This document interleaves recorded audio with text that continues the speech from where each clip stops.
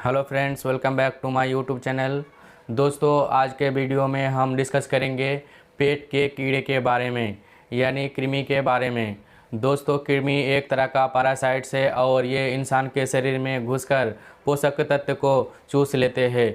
खासकर जो बच्चे हैं वहाँ बाहर खेलने के वजह से जो है उनके नाखूनों से और हाथ ना धोने के कारण बच्चों के अंदर ये समस्या ज़्यादा होती है और दिखाई जाती है। और इसका इम्पैक्ट ना कि सिर्फ एक बच्चे के ऊपर पड़ता है, बल्कि उस बच्चे के पेट में जितना भी वहाँ खाना खाता है उसका माल अब्जॉर्प्शन हो जाता है और उससे उस बच्चे को आगे जाके उसके ग्रोथ में, डेवलपमेंट में, मानसिक और शारीरिक विकास में बाधा डालती है।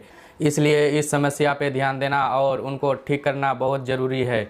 सो दोस्तों, वीडियो को शुरू से लेकर अंत तक ज़रूर देखिएगा, वीडियो बहुत इंफॉर्मेटिव है। तो सबसे पहले बात करते हैं पेट में कृमि होने के क्या क्या लक्षण हो सकते हैं, क्या इसके सिम्टम्स हो सकते हैं। तो कृमि होने का ये जो मोस्ट कॉमन सिम्टम्स है वो होता है लैट्रिन की राह में खुजली होना या एनल ईचिंग होना।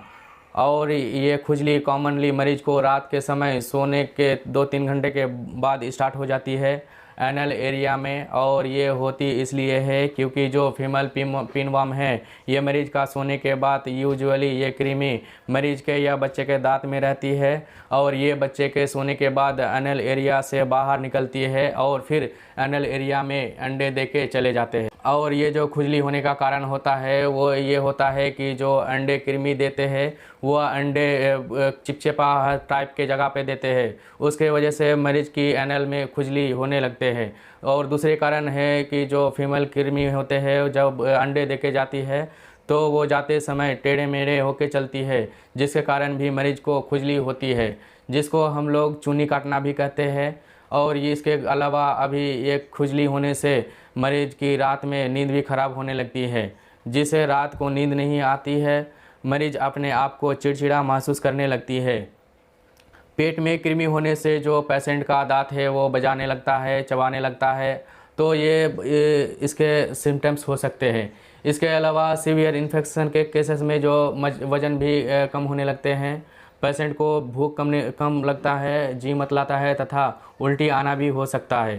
पेशेंट अपने आप को चिड़चिड़ा महसूस करने लगता है, पेशेंट के पेट में दर्द भी होने लगता है और नर्वसनेस फीलिंग करता है। इसके अलावा ये कृमि कई बार एनल से होते हुए वजाइना में भी एंटर कर देते हैं, जिससे फीमेल की वजाइना को भी इन्फेक्शन कर देते हैं, जिसको वेजाइनाइटिस कहा जाता है। इसके वजह से फीमेल पेशेंट में वेजाइनल डिस्चार्ज भी होने लग जाता है। और इसका एक और सीवियर कॉम्प्लिकेशंस है जिसे अपेंडिसाइटिस भी कहा जाता है। पेशेंट में अपेंडिक्स की सूजन हो जाती है, जिसके लिए डॉक्टर आपको अपेंडिक्स की सर्जरी भी करा सकते हैं। इसलिए जो वर्मिंग का इन्फेक्शन है इसका ट्रीटमेंट समय रहते करा लेना चाहिए, जिससे आपको बहुत सारी बीमारियों से अछूता रख सकते हैं। अब हम आपको बताएंगे कि आखिर हमारे पेट में कृमि होने का कारण क्या है।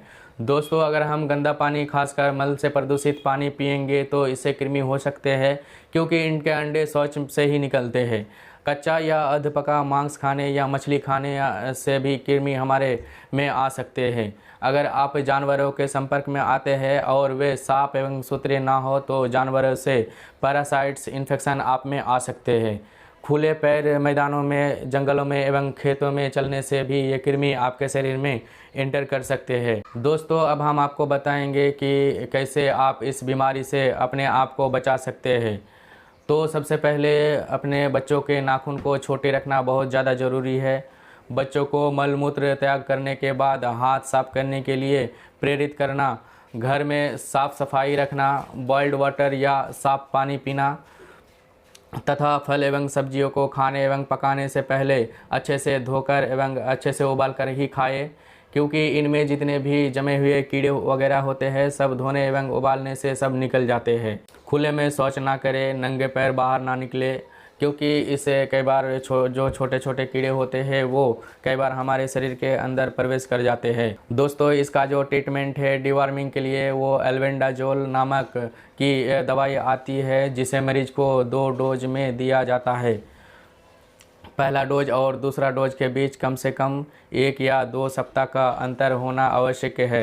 अब अल्बेंडाजोल के बारे में एक इंटरेस्टिंग एवं इम्पॉर्टेंट चीज़ यहाँ है कि आप इसे 10 महीना से कम उम्र के बच्चों को नहीं दे सकते हैं। डॉक्टर 10 महीना से 5 साल तक के बच्चों को सेम डोज मतलब 200 mg का डोज दे सकते हैं और 6 साल से ऊपर के मरीज को 400 mg का डोज दे सकते हैं। इसे लेने का तरीका बाय माउथ ओरली होता है। टैबलेट फॉर्म में है तो चबाकर रात में डिनर के बाद खाने होते हैं। अगर लिक्विड फॉर्म में है तो रात में डिनर के बाद चूसकर पीना होता है। कभी कभी क्या होता है कि डिवॉर्मिंग दवाइयाँ लेने के बाद नौसिया वोमिटिंग होने लगते हैं, जो पेट में बहुत ज़्यादा वार्म होने के कारण होता है। अगर किसी बच्चों को ऐसी चीज़ होती है तो उसे किसी डॉक्टर के पास तुरंत ले जाना ज़रूरी है। इसके अलावा जो दूसरी दवाई आती है डिवॉर्मिंग के लिए, उसका नाम है मेबेंडाजोल। मेबेंडाजोल को सिंगल डोज में 500 mg दे सकते हैं या फिर 100 मिलीग्राम की 6 डोज सुबह शाम करके 3 दिनों तक टोटल 600 mg दिया जाता है। एट लास्ट मैं आपसे रिकमेंड करूंगा कोई भी दवाई लेने से पहले अपने डॉक्टर की सलाह अवश्य लें, क्योंकि कोई भी दवाई आपको हानि पहुंचा सकती है। इसलिए डॉक्टर आपकी सारी लक्षणों की जांच करके आपको दवाई देगा तो आपके शरीर के लिए हानिकारक नहीं होगा। उम्मीद करता हूँ वीडियो आपको इन्फॉर्मेटिव लगा होगा। अगर वीडियो इन्फॉर्मेटिव था तो वीडियो को लाइक करिए, शेयर करिए। साथ ही एज ए चैनल अगर हमारा कंटेंट अच्छा है तो हमारा चैनल को सब्सक्राइब कर सकते हैं, क्योंकि ऐसे ही नॉलेजेबल वीडियोज़ आपको इस चैनल पर मिलती रहेगी। Thank you very much.